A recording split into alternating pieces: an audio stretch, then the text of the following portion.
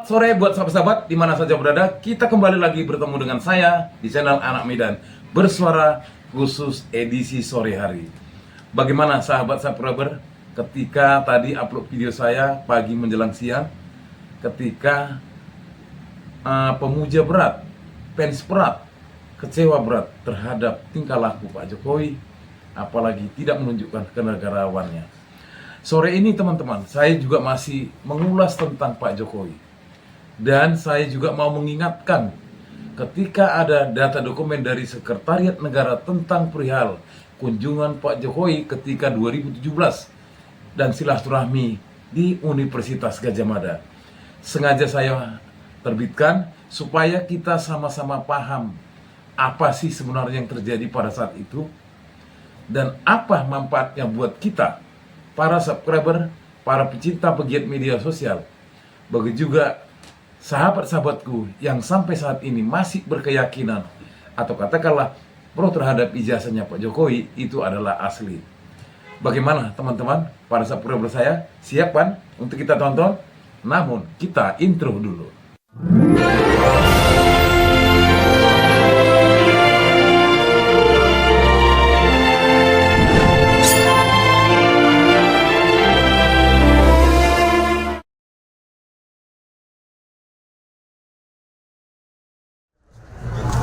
Oh iya tuh. Mas.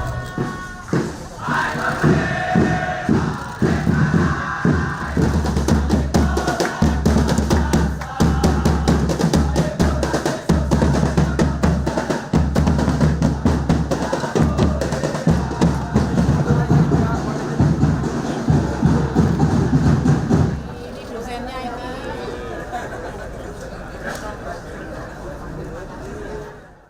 Yang pertama saya ingin menyampaikan penghargaan yang setinggi-tingginya kepada dosen pembimbing saya, Bapak Kasmujo. Tadi ada tadi. Ke depan Pak Kasmujo.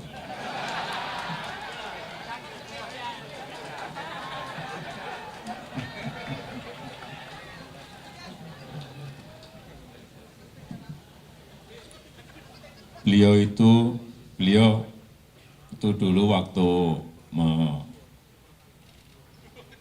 membimbing saya, seingat saya galak sekali.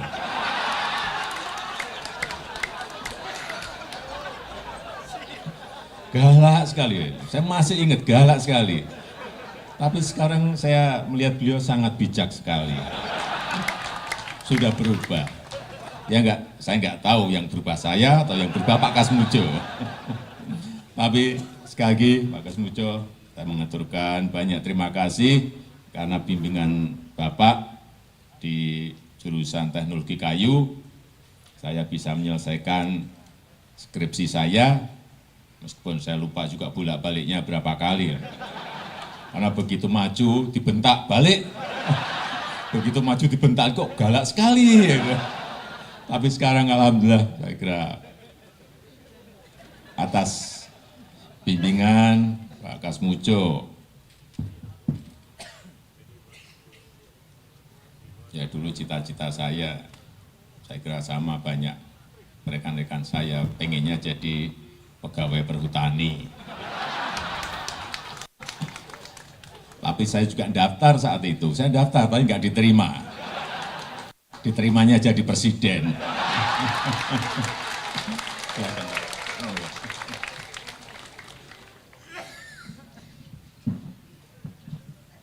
Saya daftar, saya ikut tes tapi nggak diterima. Aduh, saya mikir-mikir apa bodoh banget saya. Atau tesnya yang nggak benar, atau jangan juga banyak titipan di situ.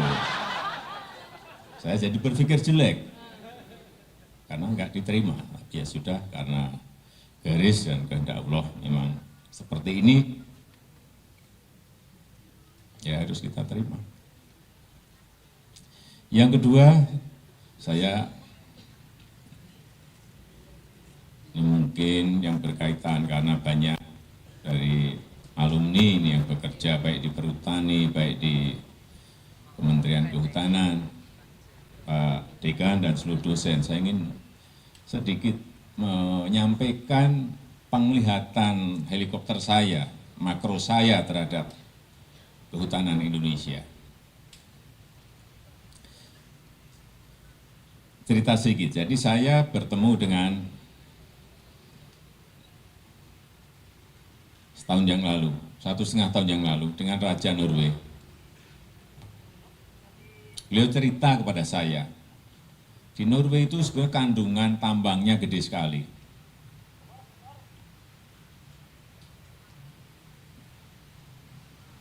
Gas, minyak, katanya ini saya akan nanya dengerin. Dan tambang itu banyak. Tetapi justru di sana yang dikembangkan adalah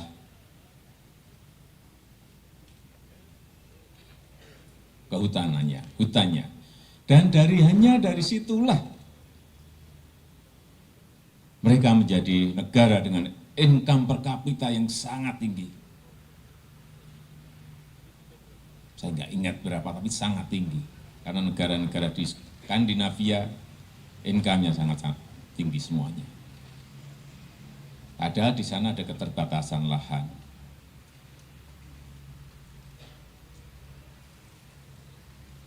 Kenapa mereka bisa menjadikan negara kaya yang hanya dari hutan saja? Saya melihat dari hulu sampai hilir itu dikerjakan secara detail. Yang kita ini tidak lakukan.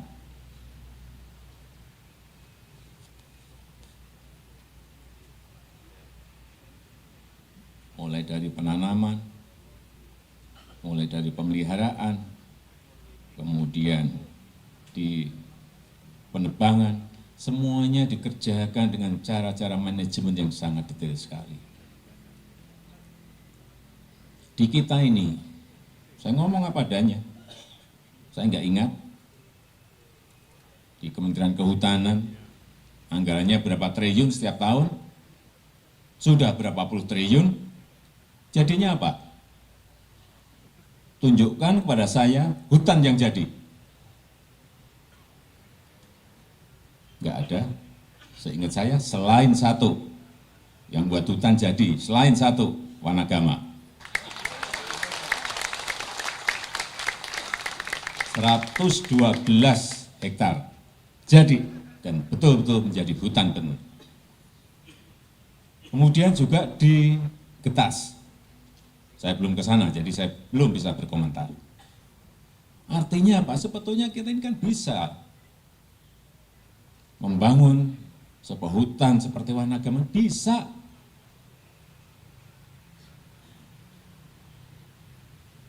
Dan anggaran di Kementerian Kehutanan gede sekali. Karena kalau ini tidak kita bangun, hutan-hutan seperti Wanagama ini, nanti yang hutan konservasi grogoti habis terus, lama-lama hilang kita. Sehingga harus ada yang menyediakan sendiri areal khusus untuk, entah untuk pub, entah untuk bangunan, entah untuk furniture, memang harus ada. Kembali lagi, artinya kita ini bisa, tetapi tidak mau mengerjakan. Mohon maaf, karena yang di Perhutani, yang di Kementerian Kehutanan juga teman-teman saya semuanya. Mestinya anggaran yang ada setiap tahun triliunan itu ya jadi barang. Ya kalau nggak bisa puluhan ribu ya 1.000, 2.000 tapi jadi itu setiap tahun. Sehingga kalau 20 tahun itu sudah jadi berapa ribu hektar gitu. Nggak usahlah kita ini kayak dulu-dulu. Terlalu menanam pohon 1 miliar, ya kan? Nanti kalau di daerah menanam pohon 1 juta pohon, ya kan? Mana yang jadi? 1 juta pohon paling 3 ekor aja yang hidup. 1 miliar mungkin hanya 6 pohon saja yang tumbuh. Ya kita harus ngomong apa adanya. Sekarang udah kita ini memang harus belak-belakan, tapi yang paling penting ke depan harus diperbaiki. Kita memiliki lahan yang sangat-sangat subur sekali di mana-mana. Yang berbahagia saat ini kita menyaksikan Bapak Presiden menuju ke area penanaman pohon, dan yang akan ditanam saat ini adalah cendana Santalum album lin yang tumbuh alami di Kepulauan Indonesia bagian timur. Kayunya mewah karena mengandung bahan minyak wangi. Namun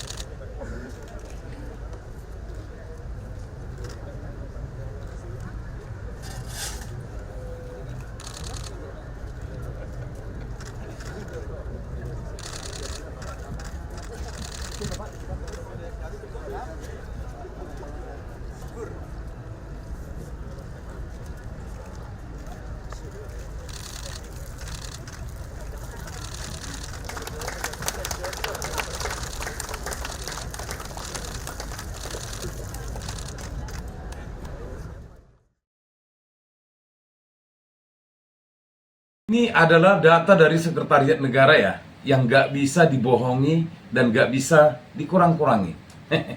Dan tak akan boleh bisa diubah kata-kata apa yang disampaikan oleh Pak Jokowi terhadap Pak Kasmujo. Namun ini disangkal ketika Saudara Rismon langsung menuju ke rumah dan Pak Kasmujo mengatakan itu tidak benar. Saya bukan dosen pembimbing dan bukan dosen akademik. Namun bagaimana tanggapan teman-teman? Akhirnya teman-teman, sahabat kita Rismon gak habis pikir. Bahkan ini semakin meruncing ya. Balegi Akademik mengunjungi sesepuh Solo Usman Amiruddin. Ada selentingan, tapi nanti kita tonton dulu teman-teman ya. Saya juga agak sedikit bagaimana ya, karena berita ini menjadi meluas, melebar, bahkan sampai ke sisi pribadi dan keluarga. Apa itu teman-teman? Kita tonton video dari Baligi Academy. Menjaga Foto karo video. Muhammad Taufik Partners Channel. Kan? Mereka menjaga Putra yang paling besar. Oh iya Pak. anak-anak muda Solo ini menanti. Kenapa ya Mas Gibran tidak menepati janji mau membenahi Solo? Gitu katanya. Kok kami Solo seperti dianaktirikan, seperti dilupakan katanya. Saya juga sebagai anak Medan, pernah tinggal di Medan sebentar, saya juga kecewa kepada Mas Bobi karena meninggalkan Medan. Jangan tinggalkan Medan itu Bang Bobi harusnya ya. Oke, sampai situ saja. Jadi sekarang sudah ada di sebelah saya Bapak Usman Amiruddin. Usman Amiruddin. Geser. Sudah dipakai kan ininya Pak? Ya, sudah on. Sudah dua-dua. Oke. Nah itu terbalik, kita coba. Oh terbalik, maaf ya Pak. Ya,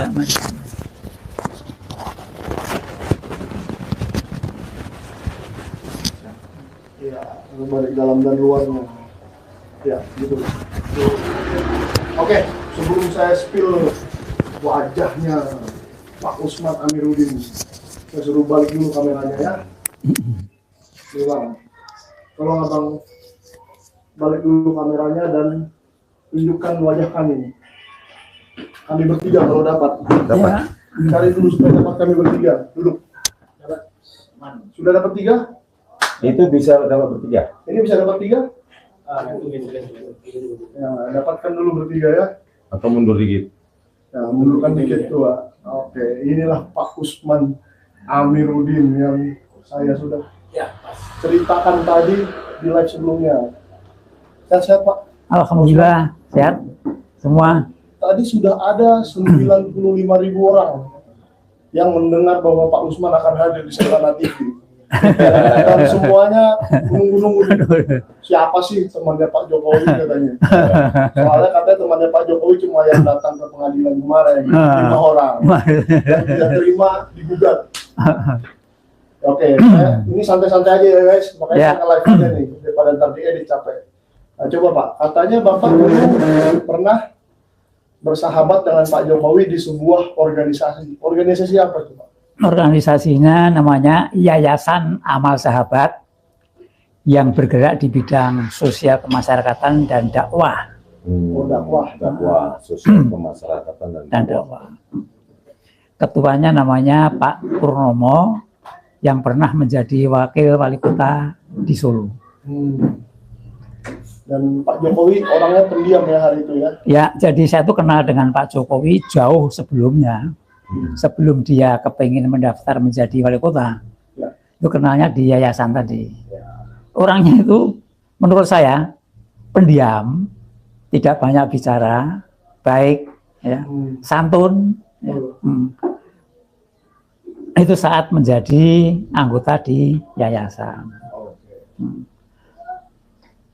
Lalu kira-kira saat selama menjadi wali kota, apakah ada yang berkesan dari Pak Jokowi? Artinya siapa tahu Bapak juga pernah ketemu dengan David yang jadi ajudannya. Tim Solo itu Pak katanya David, Widodo dan Anggit. Ya. Apakah Bapak kenal dengan mereka? Ya cuman kalau si Davidnya kenal, kalau yang dua itu cuman tahu namanya saja. Oh, tetapi real Pak ya orangnya Pak ya. Mungkin yang perlu saya ceritakan itu perjalanan Pak Jokowi dari mulai mencalonkan sampai menjadi wali kota. Saya kira itu perlu untuk diketahui oleh masyarakat. Jadi pada waktu itu kami dalam satu organisasi namanya Yayasan Amal Sahabat yang anggotanya itu sekitar 30 lebih. Nah, di forum-forum rapat Pak Jokowi itu orangnya pendiam. Pendiam, kalau duduk malah menyendiri, tidak pernah usul dan sebagainya. Sehingga walaupun kami dalam satu wadah, saya tuh sepertinya tidak tahu kalau itu namanya Jokowi. Oh, karena pendiam. Ya, nah, pada suatu ketika teman akrabnya Pak Jokowi namanya Slamet Raharjo, yang punya rumah Sinten depan Manggaran itu, kan teman baik saya. Pak Usman, waktu itu saya majelis pertimbangan Partai Amanat Nasional. Ya, Pan sudah punya calon belum untuk AD1? Saya bilang belum punya. Tak kasih Pak Usman. Orangnya baik, muda, kaya. Wah, kaya Pak ya? Kaya. Bener kaya Pak ya? Ya. Emang biasanya partai politik itu senang sekali mendengar 4 Ya. Kita pindah aja mungkin. Pak Usman kan narsum, masa saya yang di tengah? Oh iya, Tidak apa-apa kan? Tidak apa-apa. Gak sopan lagi. Di dalam dunia pergerakan tidak ada yang tidak sopan, semua sopan. Oke Pak, lanjut. Kaya tadi, kaya sampai. Ya. Ya sudah. Nanti tak sampaikan teman-teman di PAN. Tak sampaikan. Dah, pokoknya kalau Pak Usman yang ngusul ini teman-teman mesti setuju. Kayanya itu dari usaha atau Usaha. Usaha. Mebel, dia kan eksportir mebel. Waktu itu eksportir mebel luar biasa. Kaya-kaya betul. Sudah saya sampaikan, akhirnya pertemuan di Hotel Agas Manahan, saya tidak mau turut. Kan di situ nanti bicara masalah macam-macam yang saya tuh tidak senang mendengar. Maksudnya ada di biaya kampanye dan gitulah. Saya itu tidak senang tertarik. Nah, pagi harinya teman-teman Pak Usman, dah kita terima itu Pak Jokowi, kita calonkan, dan di PAN sudah punya calon adik-duanya, almarhum Dr. Estar. Nah, sudah. Berarti PAN kan punya calon dan bisa mencalonkan sendiri waktu itu karena punya 7 kursi. Oh, iya. Nah, PAN buka peluang siapa yang mau gabung untuk koalisi. Ternyata tidak ada partai politik yang mau gabung. Cuma PAN sendiri. Untuk Sendiri. mengusung Pak Jokowi. Ya. Nah, Pak Jokowi itu anjang sana bertamu ke beberapa partai politik. Maksudnya untuk mendapat dukungan. Ke Golkar, ke PDIP, ke P3, kemudian ke PKS. Esok harinya PKS bikin rilis di Solo Pos. PKS sudah punya calon namanya Jokowi. Wow. Tunggu Pak, saya gali dikit Pak ya. Memangnya PAN hari itu nggak minta Pak Jokowi untuk membuat KTA PAN? Belum proses. Belum ya? belum sampai ke situ. Ini kan baru pembicaraan awal.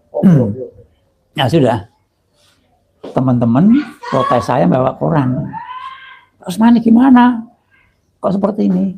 Loh, betul. Tak hubungi Jokowi. Pak Jokowi ada berita seperti ini. Wah, Pak Usman, saya tuh nggak tahu politik.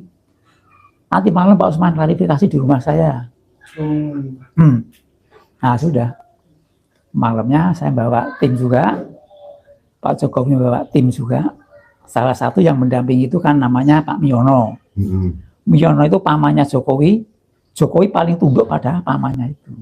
Apa yang diomongin pamannya, Jokowi mesti tidak berani nolak. Pak Miono. Nah, sebelum saya kenal dengan Pak Jokowi, sudah kenal baik dengan Pak Miono di HIPMI. Oh, Himpunan Pengusaha Muda Indonesia. Tahun 83. 83. Izin, Pak Miono ini masih hidup atau sudah Meninggal baru, belum lama. Belum lama ya. Belum ada setahun katanya. Nah, sudah. Pertemuan di sana, Pak Usman minta maaf, Pak Usman. Saya itu tidak tahu politik kok ternyata seperti ini. Udah sekarang saya manut Pak Usman. Suruh ke sana, kemari saya manut Pak Usman. Ya betul ya, ya. Pak Jokowi mulai besok pagi tidak boleh kegiatan politik. Silahkan tetap membuka ini konsultasi di Solo Pos mengenai dunia bisnis. Karena saya butuh penjenengan dikenal masyarakat. Sudah proses. Saya ke Pak Amin, Jogja. Amin Rais. Amin. Karena saat itu ketuanya masih Pak Amin Rais. Ketua Dewan Pertimbangan PAN. Ketua Umum. Ketua Umum PAN. Masih Ketua Umum. Ketua Umum. 2004 ini Pak. 2004. Kita bicara 2004 ini. Wes pokoknya sing bawa Pak Usman tak rekomendasi. Pak Amin itu dengan saya sekali, saya sekali sudah. Dia di kelas saya.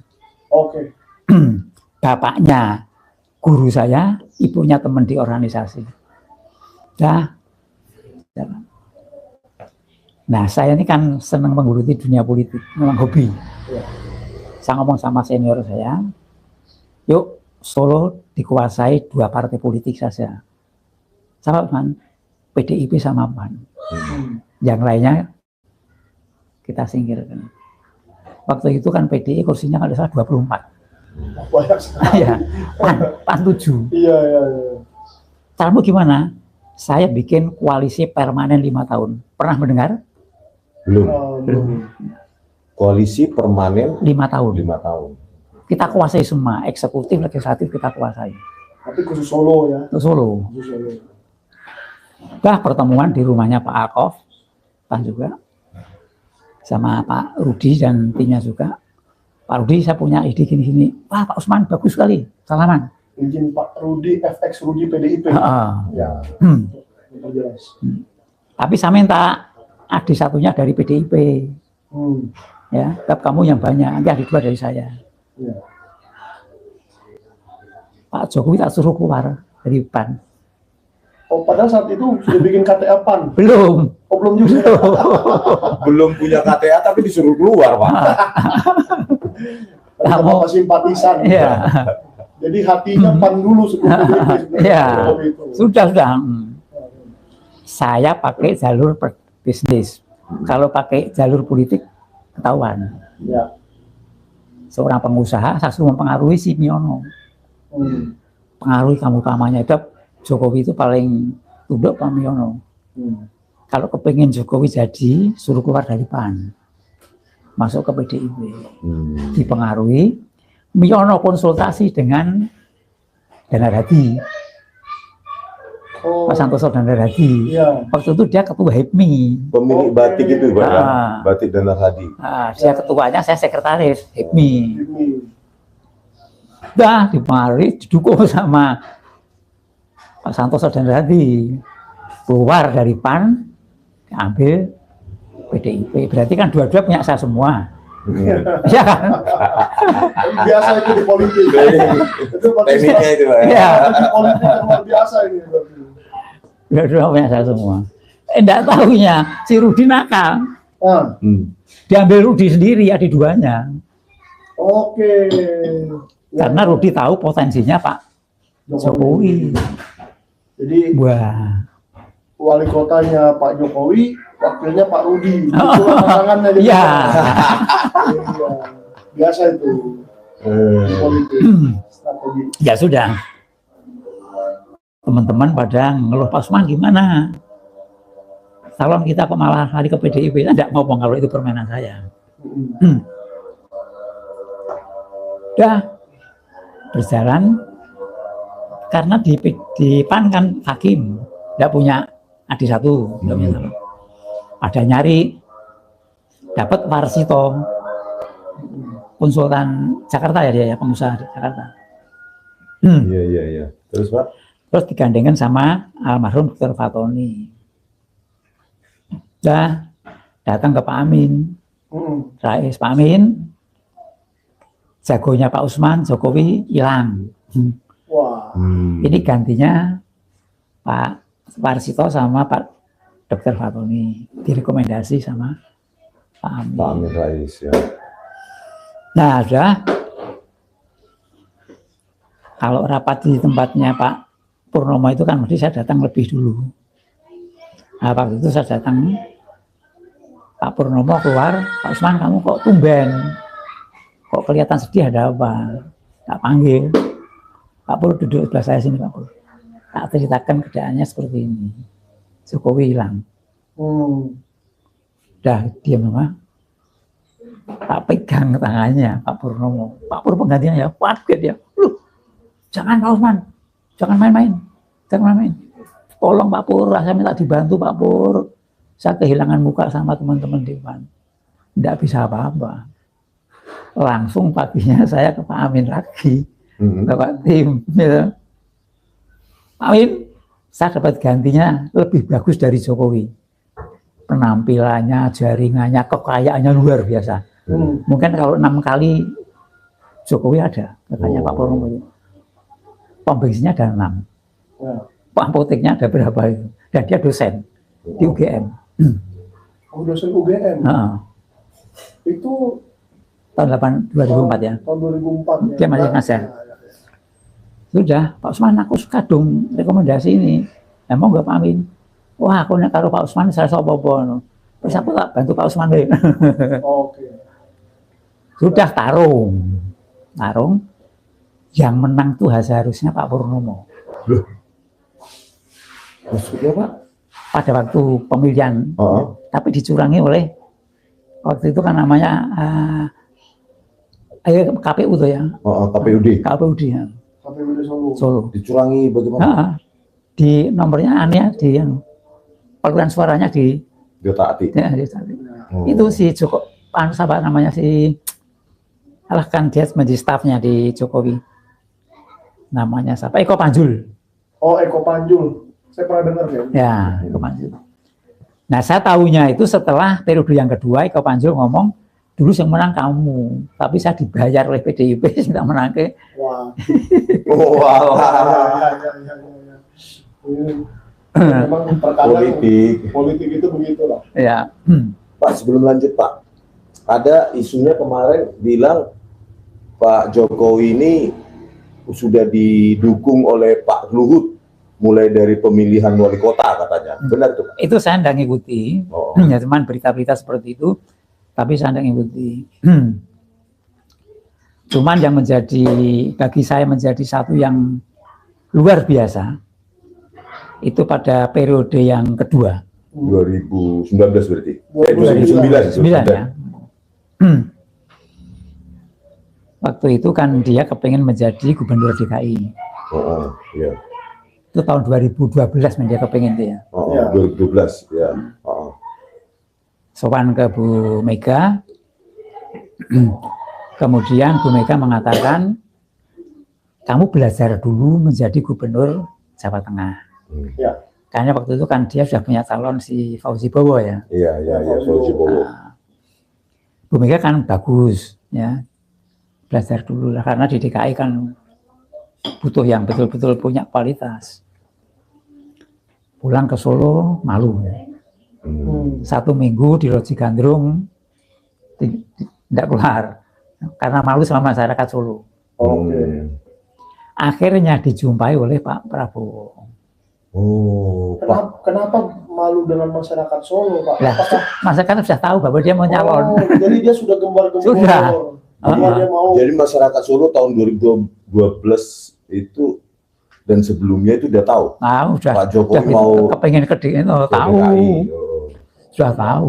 Memang kadang-kadang ini pendapat saya pribadi ya, karena udah 2-3 tahun di politik juga.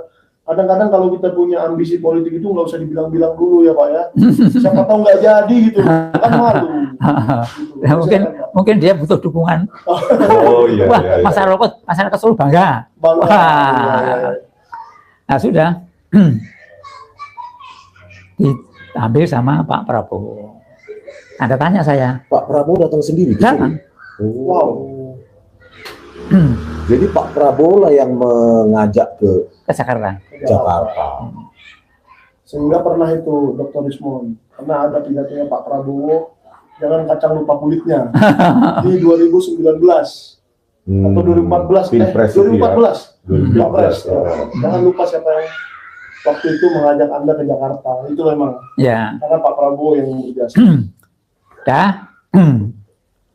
Mungkin ada di sama Bu Mega apa seperti apa. Dipersilahkan. Pertemuan di Jakarta 5 orang. Yang satu teman saya, teman baik saya. Siapa Pak? Namanya Bambang Saptono. Dia di stafnya Pak Jokowi. Oh, Bambang Saprono, stafnya Pak Jokowi, staf pribadi. Tapi Oh. pertemuan di sana, Bambang Saptono teman saya ini, kemudian Jokowi, ya, karena mendampingi Jokowi dia ini. Ini kan banget akrab sekali nih. Ya. Kemudian dari Ahok, kemudian satunya ini Pak Prabowo, kemudian satunya mantan Jenderal Angkatan Darat tapi lupa saya namanya. Pertemuan berlima. Kesannya Jokowi kaget, kesannya. Kok aku kok digandengin karo Ahok? Kaget dia. Tapi karena yang bawa itu Pak Prabowo, dia kan tidak bisa apa-apa. Ya. Kaget itu dalam arti sebenarnya dia nggak terlalu mau. Tidak tahu. Dan dia pernah terucap pada salah satu teman saya, anggota DPR RI, tidak tak sebut namanya, ya, dari salah satu partai. Aku jangan senang sama Pak Ahok. Saya senang bergandingan dengan partaimu. Partai PAN. Dengan partaimu. PAN. Tidak tak sebutkan namanya. Oh, Ya, partai lain lah. partai lain. Oh. Saya tidak senang. Karena Ahok itu kan Gerindra pada hari itu. Terucap. Dari situ kan sudah kelihatan ada keterpaksaan. Tapi ada yang mengendalikan kan. Ya. Karena dia tidak bisa berbuat apa-apa.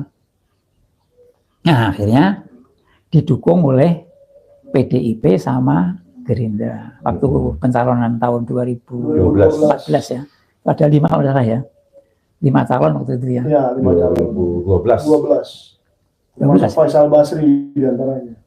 Iya, sama si Hidayat Nur Wahid juga ya. Tidak terlahir. Nah sudah.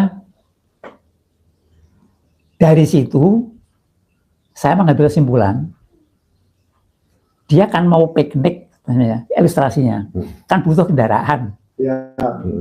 gitu. Yang penting kan aku berhak milih, gitu. Ya, Wong aku butuh kendaraan. betul. Ya. Jadi peran PDIP itu bagi saya tidak ada apa-apanya. PDIP harus tunduk sama Jokowi.